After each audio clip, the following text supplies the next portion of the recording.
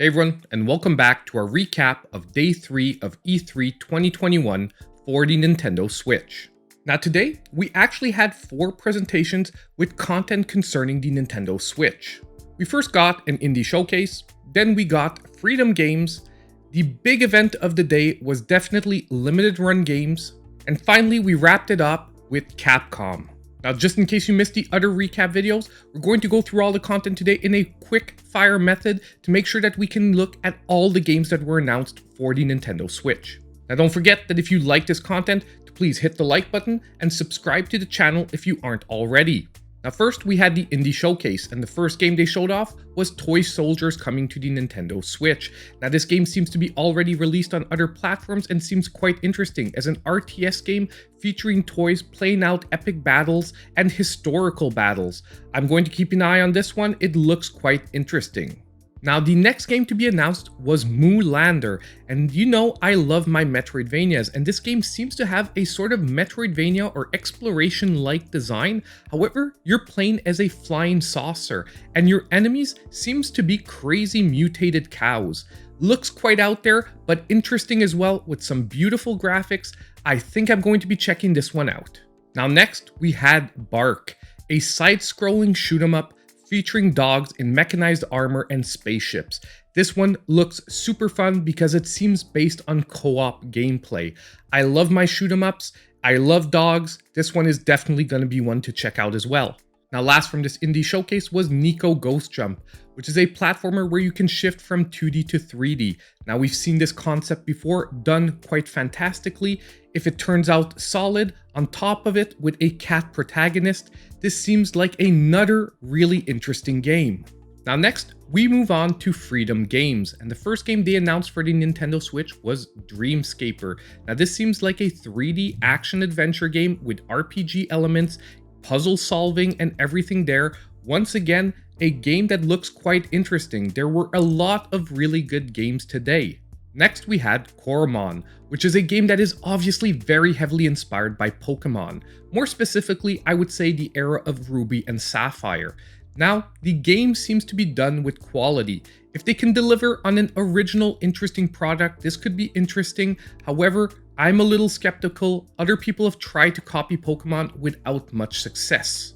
Next, we had Cat Cafe Manager, where you can tell by the title is a time management game where you're running a cafe inhabited by many cats.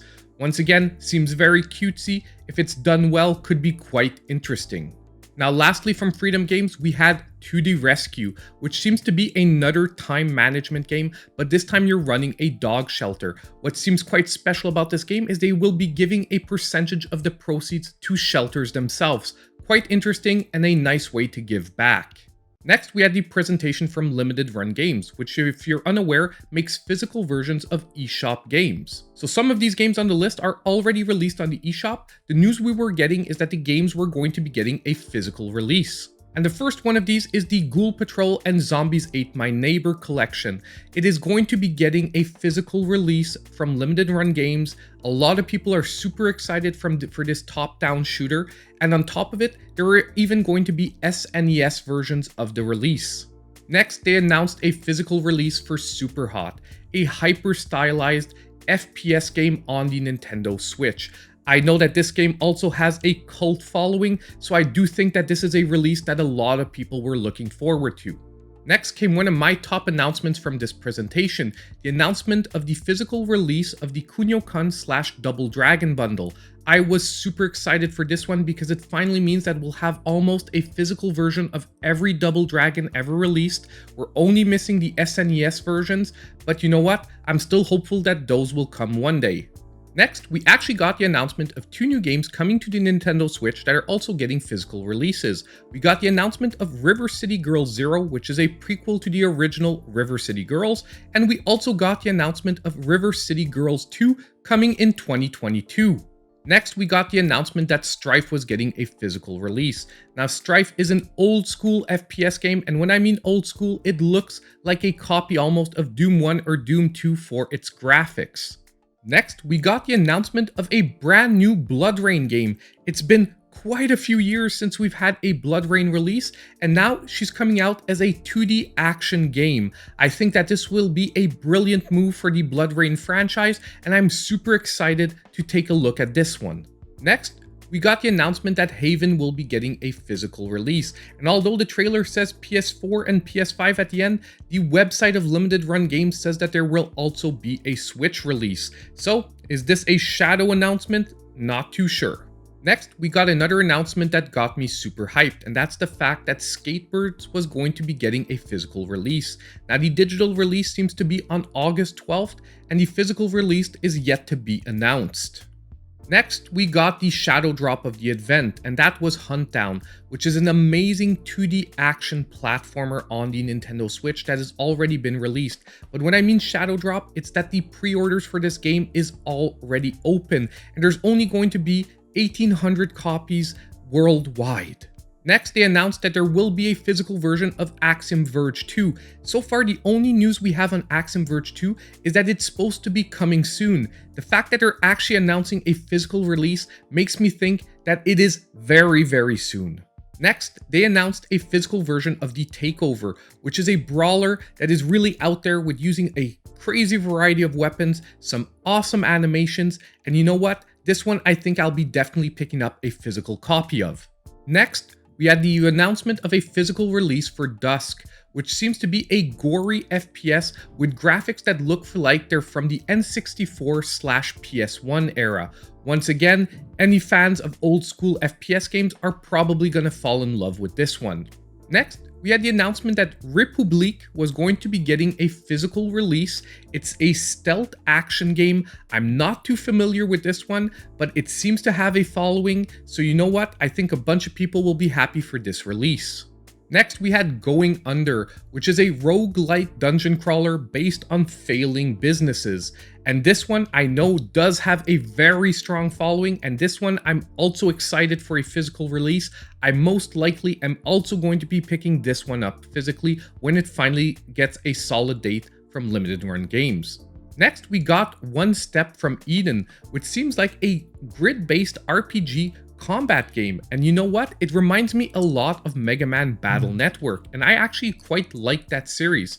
So you know what? I'm going to be checking this one out and probably picking one up as well when it's finally getting a physical release. Next, we had the announcement that RWBY was going to be getting a physical release. This is a 3D action game. I personally was lukewarm on that game, so I was so excited about this one. This is probably one I will be skipping personally, but I know that this game once again has a very strong following of people that will most likely be picking it up.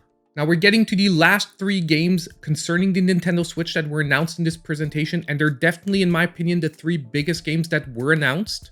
And the first one of these is Retromania Wrestling. Now this is an old school arcade style wrestling game that I loved a ton when it released on the Nintendo Switch, and I will have no problem double dipping and picking up another copy when it finally goes physical. This is a game that I want to support, and I really hope eventually even gets sequels. Next, we had a game that I was almost 100% sure was eventually going to get a physical release, and that is the Contra Anniversary Collection, was announced to be finally getting a physical release sometime in the future. And once again, this is a no-brainer in my opinion. As soon as it's announced, I'm going to be picking this one up. And lastly, we have a game that is so bad, it turns out to be great. We have Plumbers Don't Wear Ties. Now this game has a cult following, not because it's a great game, but because the game has such terrible acting and that it just is campy to the max. Once again, a definite pickup in my book, just for the ultimate campiness of this game. Now lastly, to round off our day, we had the presentation from Capcom. And unfortunately, just like Square Enix, this was another disappointing one where they did show off some stuff, but unfortunately we got nothing new. And the first of the 2 games that they featured was Monster Hunter Stories 2. Now yes, we did get a very long and extended trailer, so if you're excited about this game and you wanted to see a lot of cinematics and a little bit of gameplay of what it's going to look like, well, you finally got a pretty decent glimpse here. Problem was, we already knew this game was coming, so it's not really news in my book.